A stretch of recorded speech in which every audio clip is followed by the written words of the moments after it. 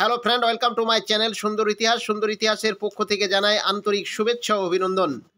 আজ 2025 সালের 17ই ফেব্রুয়ারি মাধ্যমিকের ইতিহাস পরীক্ষা ছিল। তো এই পরীক্ষাটি খুব নির্বিঘ্নে হয়েছে বলেই জানা গেছে।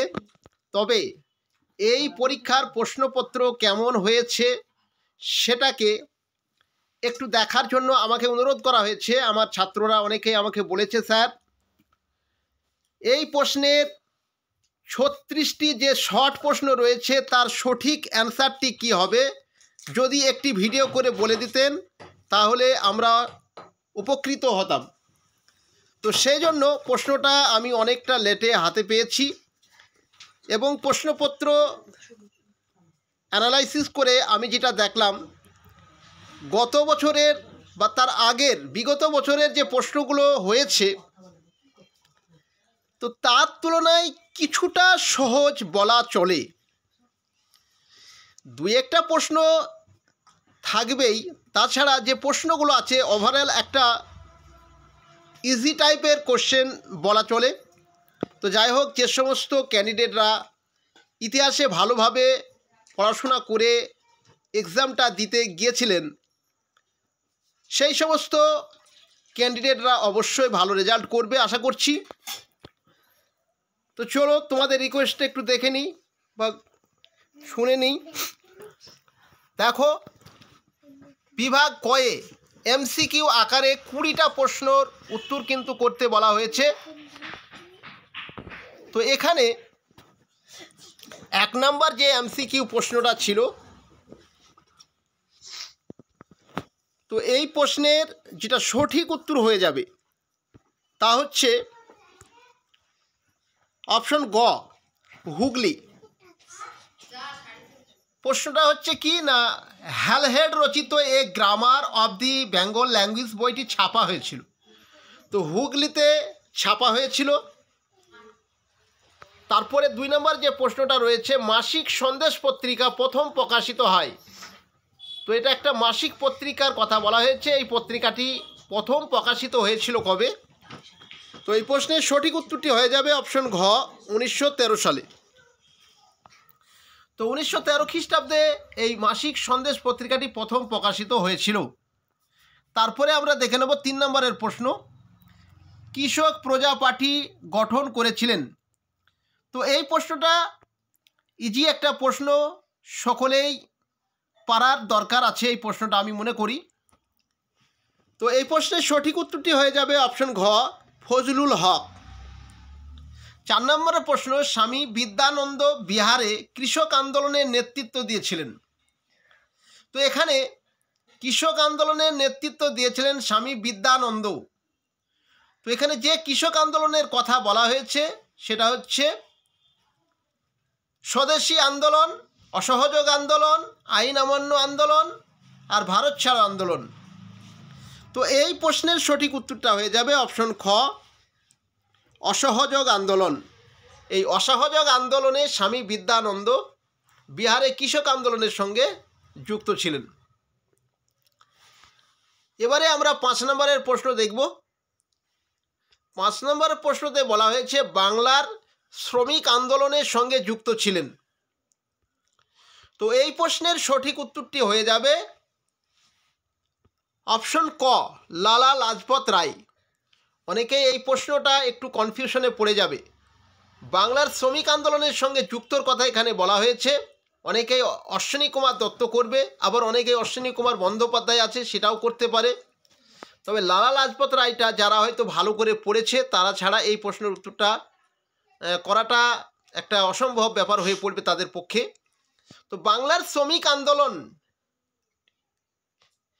আমরা প্রত্যেকে জানি 1920 সালে all India trade union Congress, সেই ট্রেড ইউনিয়ন কংগ্রেসের সঙ্গে যে যুক্ত ছিল সভাপতি হিসাবে লালা লাজপত রায়। তো সেখানে তিনি এই শ্রমিক আন্দোলনের সঙ্গে যুক্ত হয়েছিলেন। তাছাড়া লালা লাজপত রায় যেমন ছিল সেখানে বাল গঙ্গাধর তিলকও ছিল। তো অবশ্যই এই প্রশ্নের সঠিক উত্তরটা হয়ে যাবে লালা লাজপত রায়, ক।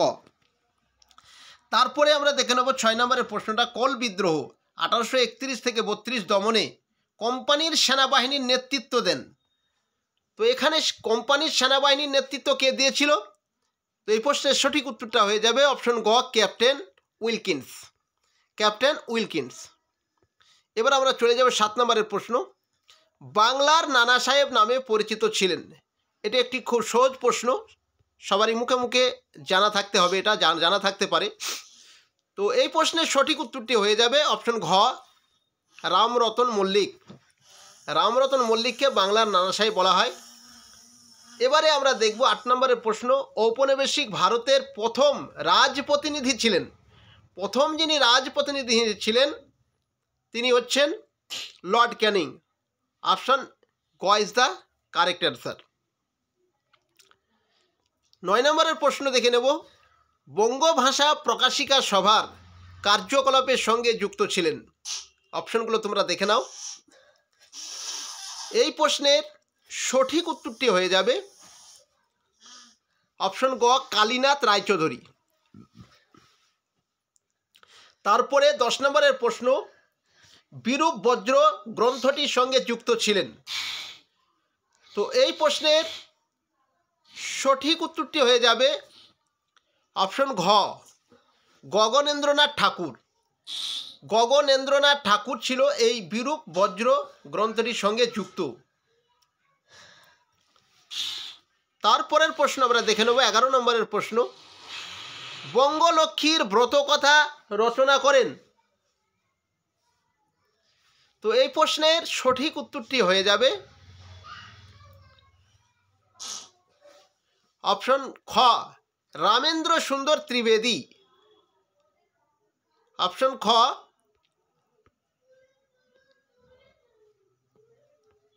রামেন্দ্র সুন্দর ত্রিবেদী।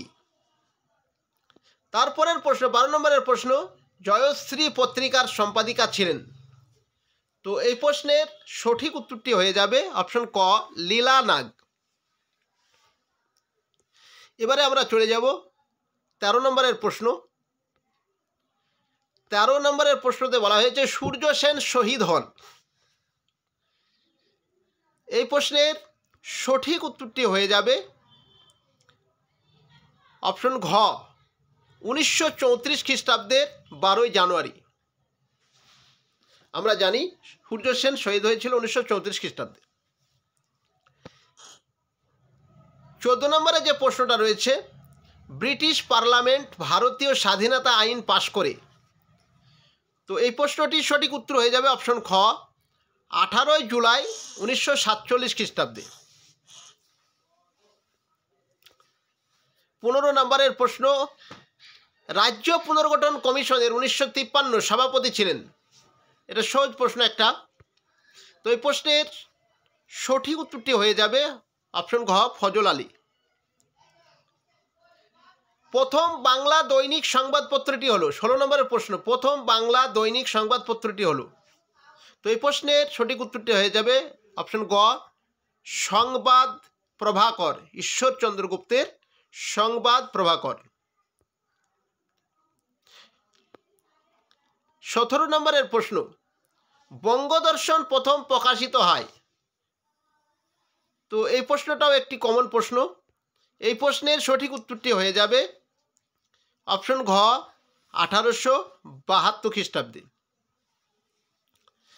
তারপরে 18 নম্বরের প্রশ্ন, হিন্দু মেট্রোপলিটন কলেজ 1853 খ্রিস্টাব্দে প্রতিষ্ঠাতা করেছিলেন। এটা অনেক আগে করেছিল ঈশ্বরচন্দ্র বিদ্যাসাগর। তো এই প্রশ্নের সঠিক উত্তরটি হয়ে যাচ্ছে অপশন গ, ঈশ্বরচন্দ্র বিদ্যাসাগর। বিদ্যাসাগর করেছিল হিন্দু মেট্রোপলিটন কলেজ। এবারে 19 নম্বরের প্রশ্ন, কলকাতা মেডিকেল কলেজ প্রতিষ্ঠাতার জন্য জমি দান করেন। খুব গুরুত্বপূর্ণ একটা প্রশ্ন দিয়েছে।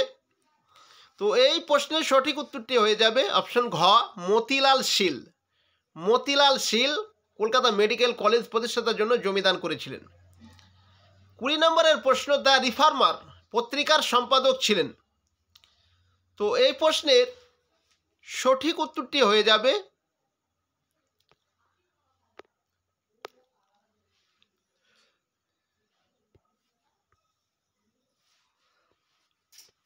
এটি সঠিক উত্তর হয়ে যাবে অপশন ঘ, প্রসন্ন কুমার ঠাকুর।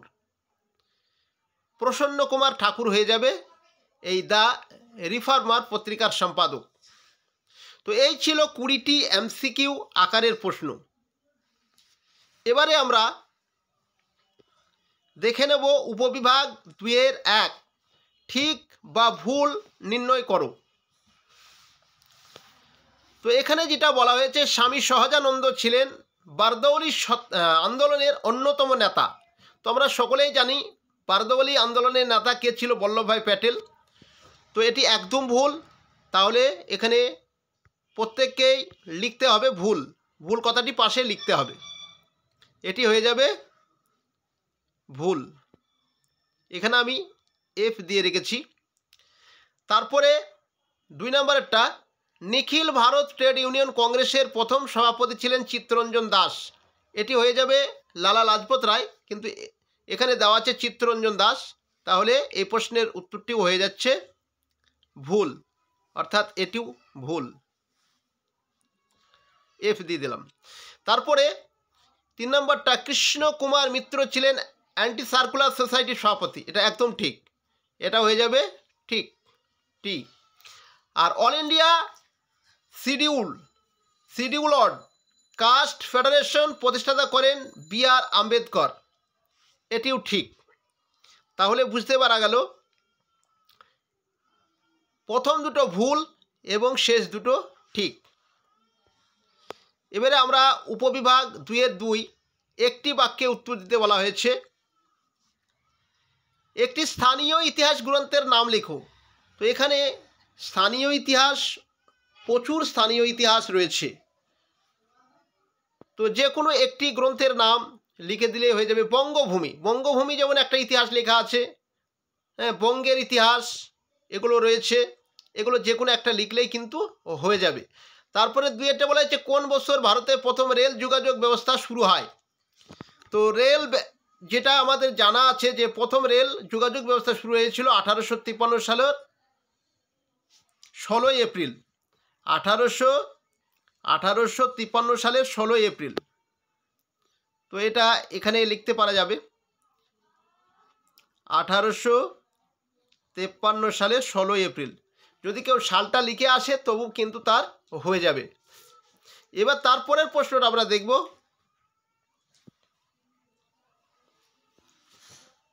কোন বছর কলকাতা বিজ্ঞান কলেজ প্রতিষ্ঠিত হয়।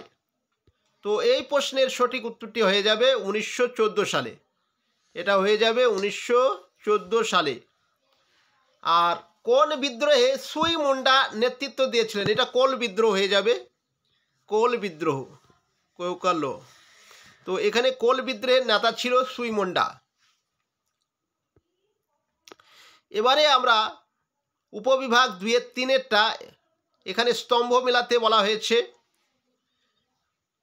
স্তম্ভ মেলাতে বলা হয়েছে, ক স্তম্ভতে বলা হয়েছে প্রথম প্রশ্ন যেটা রয়েছে রেভারেন্ড কৃষ্ণমোহন বন্দ্যোপাধ্যায়। তো এই যে অপশনগুলো এখানে আমরা দেখতে পাচ্ছি 1, 2, 3, 4। তো এর সঙ্গে যেটা মিলে যাবে তা হচ্ছে রেভারেন্ড কৃষ্ণ বন্দ্যোপাধ্যায় হয়ে যাবে ভারত সভা। তারপরে বিদ্যাসাগর নারী শিক্ষার সঙ্গে যুক্ত ছিল, এটা আমরা সকলেই জানি। মিনু মাসানি ছিল একজন অন্যতম কংগ্রেস সমাজতন্ত্রী দলের একজন নেতা হিসাবে পরিচিত। আর কল্পনা দত্ত আমরা সকলেই জানি, কল্পনা দত্ত ছিল বিপ্লবী কার্যকলাপের সঙ্গে যুক্ত। তাহলেও এই হলো এর 4টে সঠিক উত্তর। যারা এইভাবে করে আসতে পারবে খাতায় লিখে, তারা অবশ্যই এখান থেকে 4 নাম্বার আদায় করে নিতে পারবে। এবারে আমরা দেখব উপবিভাগ 2-4 এখানে রেখা মানচিত্রের কথা বলা হয়েছে। যারা মানচিত্র করবে তারা অবশ্যই এখান থেকে অন্তত একটা করে টাচ করতেই হবে। যেমন কোল বিদ্রোহের একটা এলাকা, তারপরে সাঁওতাল বিদ্রোহের এলাকা, মহাবিদ্রোহের একটা কেন্দ্র যেমন লখনৌ এখানে উল্লেখ করেই দিয়েছে।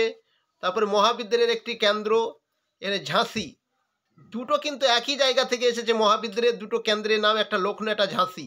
তো এগুলো আমাদের ম্যাপ পয়েন্টিংয়ে গিয়ে এই যে লখনৌ বা ঝাঁসি, মধ্যপ্রদেশ, উত্তরপ্রদেশ, এই এগুলো আছে এলাকাগুলো সাঁওতাল বিদ্রোহ বিহারে দিতে পারে। তাহলে যদি জায়গাগুলোকে আন্দাজ করতে পারা যায় তাহলে কিন্তু এখান থেকে ম্যাপ পয়েন্টিং করে সহজেই এখানে 4 নম্বর পাওয়া যেতে পারে। এখানে অথবা দেওয়া আছে কেবলমাত্র দৃষ্টিহীন পরীক্ষার্থীদের জন্য, যে সমস্ত ছাত্রছাত্রীরা চোখে দেখার সমস্যা তাদের জন্য এই 4টে শূন্যস্থান দেওয়া হয়েছে, তাদের জন্য ম্যাপ পয়েন্টিং করতে হবে না।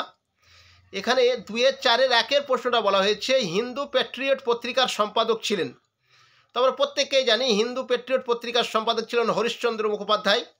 তারপরে সিধু ও কানু ছিলেন বিদ্রোহের নেতা, সাঁওতাল বিদ্রোহের নেতা। সিধু কানু ছিলেন সাঁওতাল বিদ্রোহের নেতা। তারপরে বর্তমান ভারত গ্রন্থটির লেখক ছিলেন স্বামী বিবেকানন্দ। তারপর ভারত সভা প্রতিষ্ঠিত হয়েছিল 1876 সালে। তো এই প্রশ্নগুলো দিয়েছিল দৃষ্টিহীন পরীক্ষার্থীদের জন্য, একটু সহজই দিতে হয় তাদের, সেই জন্য প্রশ্নগুলো একটু সহজই ছিল।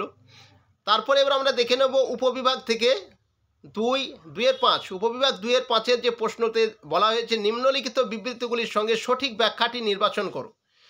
তো এই ক্ষেত্রে একটা কথা মনে রাখতে হবে, অনেকেই এগুলো কিন্তু পড়ে বুঝতে পারে না। যদি তাদের ইতিহাসের একটা ধারণা, সঠিক যে ধারণা, সেই ধারণা যদি তাদের ভিতরে না আসে তাহলে তারা কিন্তু এই প্রশ্নের উত্তরগুলো করতে পারবে না। আর বেশিরভাগ আমরা যেটা দেখতে পাচ্ছি এখন যা প্রশ্নের প্যাটার্ন, সেই প্যাটার্ন অনুযায়ী এই প্রশ্নের উত্তরগুলো বেশিরভাগটাই দেখবে 3 নম্বরে যে ব্যাখ্যাটা থাকে সেটাই কিন্তু উত্তর হয়ে যায় বা হয়ে থাকে। তো এখানে হিন্দু প্যাট্রিয়ট ছিল 19 শতকের দ্বিতীয়ার্ধে কলকাতা থেকে প্রকাশিত একটি ইংরাজি সাপ্তাহিক পত্রিকা, আমরা প্রত্যেকেই জানি। তো হিন্দু প্যাট্রিয়ট ছিল 19 শতকের দ্বিতীয়ার্ধে কলকাতা থেকে প্রকাশিত একটি ইংরাজি সাপ্তাহিক পত্রিকা। এটির ব্যাখ্যা হয়ে যাবে কি 3। এটি ছিল একটি স্বাধীন, সাহসী এবং প্রগতিশীল সংবাদপত্র। আমরা জানি নীলবিদ্রোহে এই পত্রিকা কতটা ভূমিকা নিয়েছিল, সেই জন্য এই প্রশ্নের সঠিক উত্তরটি হয়ে যাবে ব্যাখ্যা 3। ব্যাখ্যা 3। এবারে আমরা 2 নম্বর প্রশ্নটা দেখে নেব। 19 শতকের বাংলায় একটি উল্লেখযোগ্য ঘটনা হলো বঙ্গভঙ্গ দলের আবির্ভাব। তো আমরা প্রত্যেকেই জানি এই যে বঙ্গভঙ্গ দলটা কার নেতৃত্বে গড়ে উঠেছিল। এখানে ব্যাখ্যা 2-টা হয়ে যাবে। এটি ছিল ডিরোজিও কর্তৃক প্রতিষ্ঠিত কলকাতার তরুণ ছাত্রদের নিয়ে গঠিত একটা দল। তবে নিচেকার যেটা আমরা দেখতে পাচ্ছি 3 নম্বরে, হিন্দু কলেজের শিক্ষক ডিরোজিওর ছাত্রগণ যৌথভাবে নব্যবঙ্গ নামে পরিচিত ছিল। এখানে এটা যৌথভাবে নব্যবঙ্গ নামে পরিচিত ছিল, তারা সকলেই কিন্তু পরিচিত ছিল। কিন্তু প্রথম যেটা আমরা দেখতে পাচ্ছি 2-এর ব্যাখ্যাতে, সেটা হচ্ছে ডিরোজিও কর্তৃক প্রতিষ্ঠিত, মানে ডিরোজিও দ্বারা প্রতিষ্ঠিত হয়েছে কলকাতার তরুণ ছাত্রদের একটি দল। কলকাতার তরুণ ছাত্রদের, এবার কলকাতার তরুণ ছাত্র বলতে এগুলো কিন্তু ডিরোজিওর ছাত্রদের কথাই বলা হয়েছে, সেই সময়ে ডিরোজিওর যারা ছাত্র ছিল তাদের কথাই বলা হয়েছে। কিন্তু আমরা দেখছি 3-এর যে অপশনটা রয়েছে সেখানেও কিন্তু একবারে হিন্দু কলেজের শিক্ষক ডিরোজিওর ছাত্রগণ যৌথভাবে নব্যবঙ্গ নামে পরিচিত ছিল। তো এই কোশ্চেনটা আমি যেটা অপশন দিচ্ছি সেটা হচ্ছে অপশন ব্যাখ্যা হচ্ছে 2-এর ব্যাখ্যাটা সঠিক। তবে সরকার পক্ষ কোন উত্তরটা নেয় সেটা দেখার আছে। তারপরে আমরা চলে যাব 2-5-এর 3-এর যে বিবৃতিটা দেওয়া আছে এখানে, 19 শতকের প্রথমার্ধে বাংলার প্রকাশকগণ তাদের পুস্তক বিক্রয়ের জন্য ফেরিওয়ালাদের উপর নির্ভরশীল ছিলেন। খুব ভালো একটা প্রশ্ন দিয়েছে, আমরা সহজেই প্রশ্নের উত্তরটা কিন্তু বেছে নিতে পারব। 19 শতকের প্রথমার্ধে বাংলার প্রকাশকগণ তাদের পুস্তক বিক্রয়ের জন্য ফেরিওয়ালাদের উপরে নির্ভরশীল ছিলেন। কেন না, ওই সময়ে পুস্তক ব্যবসাকে সম্মানীয় পেশারূপে গণ্য করা হতো না, এটা একদমই হবে না। ওই সময় বইয়ের দোকানের সংখ্যা ছিল খুবই সীমিত, এটাও কিন্তু হবে না। এই যে 3 নম্বর অপশনে আমরা দেখতে পাচ্ছি ওই সময় ফেরিওয়ালাদের মাধ্যমে অধিক সংখ্যক মানুষের কাছে বইটা পৌঁছানো ছিল সহজ এবং সুলভ, খুব সহজেই সেটা পৌঁছানো যেত। তো সেই জন্য এই প্রশ্নের সঠিক উত্তরটি হয়ে যাবে ব্যাখ্যা 3। এবারে আমরা চলে যাব 4 নম্বরের বিবৃতি যেটা দেওয়া হয়েছে এখানে। 1949 খ্রিস্টাব্দের জানুয়ারি মাসে জুনাগড় রাজ্যটি জাতীয় ভারতীয় ইউনিয়নের অন্তর্ভুক্ত হয়। আমরা প্রত্যেকেই জানি যে 3টে রাজ্য ছিল যারা সহজেই কোনো দেশের সঙ্গে যুক্ত হতে চায়নি, ঠিক সেই রকমের একটা রাজ্যের কথা এখানে বলা হয়েছে। 1949 খ্রিস্টাব্দের জানুয়ারি মাসে জুনাগড় এই রাজ্যটি ভারতীয় ইউনিয়নের অন্তর্ভুক্ত হয়েছিল। তো কেন, এর ব্যাখ্যাটা এটাও কিন্তু 3-এর হয়ে যাবে। জুনাগড় রাজ্যটির জনগণ গণভোটের মাধ্যমে ভারতে ইউনিয়নে যোগদানের সিদ্ধান্ত গ্রহণ করেছিল। তো এই প্রশ্নের সঠিক উত্তরটা হয়ে যাচ্ছে ব্যাখ্যা 3, জুনাগড় রাজ্যটির জনগণ গণভোটের মাধ্যমে ভারতীয় ইউনিয়নে যোগদানের সিদ্ধান্ত গ্রহণ করেছিল। আগে গণভোট হয়েছিল, তারপরে তারা এই ভারতীয় ইউনিয়নে যোগদানের সিদ্ধান্তটা তারা নিয়েছিল। এবারে আমরা খ বিভাগের প্রশ্নগুলো দেখে নেব। এখানে 2টি অথবা 3টি বাক্যে নিম্নলিখিত প্রশ্নগুলির উত্তর দিতে বলা হয়েছে। এখানে 11টা প্রশ্নের উত্তর করতে বলা হয়েছে। বারাসাত বিদ্রোহ ব্যর্থ হলো কেন, সাঁওতাল বিদ্রোহের গুরুত্ব কী, তারপর ল্যান্ড হোল্ডার্স সোসাইটির প্রতিষ্ঠাতার উদ্দেশ্য কী ছিল, সুরেন্দ্রনাথ বন্দ্যোপাধ্যায় স্মরণীয় কেন, অলিন্দ যুদ্ধ বলতে কি বোঝায়, কী উদ্দেশ্যে নারী কর্মমন্দির প্রতিষ্ঠিত হয়েছিল, শেখ আবদুল্লাহ কে ছিলেন, তারপরে দ্বার কমিশন 1948 কেন গঠিত হয়েছিল। তো এই প্রশ্নগুলো অ্যাকচুয়ালি ভালো প্রশ্ন ছিল। এই প্রশ্নগুলো যে একদম কমন নাই তা নাই, এই প্রশ্নগুলোও কিন্তু কমন। এই যে বারাসাত বিদ্রোহের ব্যর্থতার কারণ উল্লেখ করতে বলেছে, এখানে 2টো কারণ উল্লেখ করে দিলে হবে। তারপরে সাঁওতাল বিদ্রোহের গুরুত্বটা প্রত্যেকেই জানো তোমরা। তারপরে ল্যান্ড হোল্ডার সোসাইটির প্রতিষ্ঠাতার কী উদ্দেশ্য ছিল, সুরেন্দ্রনাথ বন্দ্যোপাধ্যায় স্মরণীয় কোন, এটা তোমরা প্রত্যেকেই পারবে। অলিন্দ যুদ্ধ বলতে কী বুঝে, এটা তোমরা সকলেই জানো। কী উদ্দেশ্যে নারী কর্মমন্দির প্রতিষ্ঠিত হয়েছে, এটাও তোমাদের জানা থাকার কথা। তা শেখ আবদুল্লাহ কে ছিল, এটা তোমরা প্রত্যেকেই জানো। তারপরের প্রশ্নগুলো আমরা দেখে নেব। দেখো, মানুষের খাদ্যাভ্যাসের উপর ভৌগোলিক পরিবেশের প্রভাব কতটা। তো এখন আঞ্চলিক যে ইতিহাসগুলো হচ্ছে সেখানে আমরা একটা পাঠ দেখতে পাই যে মানুষের খাদ্যাভ্যাস, এই খাদ্যাভ্যাসের উপর ভৌগোলিক পরিবেশের একটা প্রভাব। তোমরা প্রত্যেকে 2 লাইন এটা কম বেশি লিখে আসতে পারবে। এক একটা এলাকায় এক এক রকমের খাদ্যের যে প্রভাব বা অভ্যাস, সেটা তোমরা অবশ্যই নিজে থেকে এটা চেষ্টা করলে পারবে। তারপরে আধুনিক ভারতের ইতিহাস রচনার উপাদান রূপে বিপিনচন্দ্র পালের আত্মজীবনী গ্রন্থ, এই 70 বছরের গুরুত্ব কী তোমরা প্রত্যেকেই জানো। এই 70 বছর বিপিনচন্দ্র পালের একটা আত্মজীবনী, এটা একটা ইতিহাস রচনার উপাদান হিসাবে কিভাবে কাজ করেছিল তার একটা গুরুত্ব এখানে তুলে ধরতে হবে। হরিনাথ মজুমদার স্মরণীয় কেন, এটাও তোমরা জানো। লর্ড হার্ডিঞ্জের শিক্ষানীতির গুরুত্ব কী, তারপর ছাপাখানার বিকাশে সুরেশচন্দ্র মজুমদারের অবদান কী ছিল। এই প্রশ্নটা একটা আনকমন নাম তোমাদের কাছে মনে হতে পারে, কিন্তু বাংলা ছাপাখানার বিকাশে এই সুরেশচন্দ্র মজুমদারের অবদানটা চেয়েছে। রবীন্দ্রনাথ ঠাকুর কী উদ্দেশ্যে বিশ্বভারতী প্রতিষ্ঠাতা করেছিলেন, সহজ প্রশ্ন ছিল। বাংলায় কৃষক আন্দোলনে বীরেন্দ্রনাথ শাসমল কীরূপ ভূমিকা গ্রহণ করেছিল তোমরা প্রত্যেকে জানো। মেদিনীপুরের এই বীরেন্দ্রনাথ শাসমল। মিরাট ষড়যন্ত্র মামলা কি, এই প্রশ্নগুলো কিন্তু বেশ ভালোই প্রশ্ন ছিল। এবারে আমরা বিভাগ ক্ষয়ের প্রশ্ন দেখে নেব। 7 বা 8টি বাক্যে নিম্নলিখিত প্রশ্নগুলির উত্তর এখানে দিতে বলা হয়েছে। প্রতিটি উপবিভাগ থেকে অন্তত 1টি করে মোট 6টি প্রশ্নের উত্তর তোমাদের এখানে করতে হবে। ঘয়ের 1-এর উপবিভাগ ঘয়ের 1-এর যেটা বলা হয়েছে, দেখো, মুন্ডা বিদ্রোহের গুরুত্ব বিশ্লেষণ করতে বলা হয়েছে। বিরসা মুন্ডার যে বিদ্রোহ তার গুরুত্বটা কী ছিল। তারপরে নীল বিদ্রোহের প্রতি শিক্ষিত বাঙালি সমাজের ভূমিকা কীরূপ ছিল। তো এই প্রশ্ন দুটো খুব কমন ছিল। এবার আমি বলেছিলাম নীল বিদ্রোহের প্রতি শিক্ষিত বাঙালি সমাজের কী ভূমিকা। তারপরে উপবিভাগ ঘয়ের 2-এরটা সভ্যতার বিকাশের ইতিহাসে যানবাহন ও যোগাযোগ ব্যবস্থার ইতিহাসের গুরুত্বটা বিশ্লেষণ করতে এখানে বলা হয়েছে। তারপরে সংবাদপত্র রূপে সম্প্রকাশ এর গুরুত্ব তোমরা প্রত্যেকেই পারবে এই সম্প্রকাশটা। তারপরে দেখো, উপবিভাগ ঘয়ের 3-এরটা দেশীয় রাজ্যগুলির ভারতভুক্তির বিষয়ে সর্দার প্যাটেলের ভূমিকা বিশ্লেষণ করতে বলা হয়েছে। তাছাড়া আর একটা প্রশ্ন আছে কি, ভাষার ভিত্তিতে রাজ্য পুনর্গঠনের প্রয়োজনীয়তার কারণটা কি। তো এই প্রশ্নগুলো তোমাদের একদম সকলের পারা উচিত বলে আমি মনে করছি। উপবিভাগ ঘয়ের 4-এরটা বাংলায় ছাপাখানার বিকাশে শ্রীরামপুর মিশনারির অবদান, প্রায় এসে থাকে এই প্রশ্নটা। তারপরে বাংলায় বিজ্ঞান শিক্ষার বিকাশে Indian association for the cultivation of সায়েন্সের অবদান বিশ্লেষণ করতে বলেছে। এই প্রশ্নটা কমন ছিল তোমাদের। এবারে বিভাগ অঙ্গ থেকে একটা প্রশ্নের উত্তর দিতে বলা হয়েছে। এখানে 15 বা 16টি বাক্যে তোমাদেরকে এই প্রশ্নের উত্তরটা করতে হবে। দেখো 5-এর 1-এর যে প্রশ্নটা সেখানে বলা হয়েছে সশস্ত্র বিপ্লবী আন্দোলনে প্রীতিলতা ওয়াদ্দেদার এর ভূমিকা বিশ্লেষণ করো। বিংশ শতকের ভারতের নারী আন্দোলনে দীপালি সঙ্গের কী ভূমিকা ছিল। এই প্রশ্নটা কিন্তু তোমাদের প্রত্যেকেই পারার দরকার।